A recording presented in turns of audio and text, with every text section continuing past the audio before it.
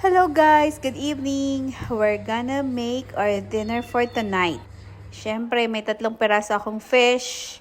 Di ko alam ang name ng fish na yan. Pero inasinan ko muna. Nirarab-rab ko siya ng asin. Kailangan i-coat mo muna siya ng salt. Parang imasa-masahe mo.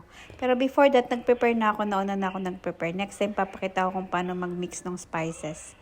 So, syempre, sila meron niyang chili powder, luya, bawang, at saka gram masala. So, i-mekos-mekos mo lang yan. As in, mekos-mekos. Irab ng irab. Pero syempre, maghugas ka din ng kamay bago mo gawin yan. Alam mo na.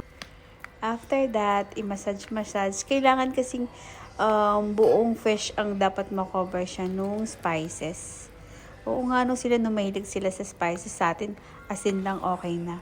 Pero sila, gusto nila laging may luya kasi nakakawala ng lansa.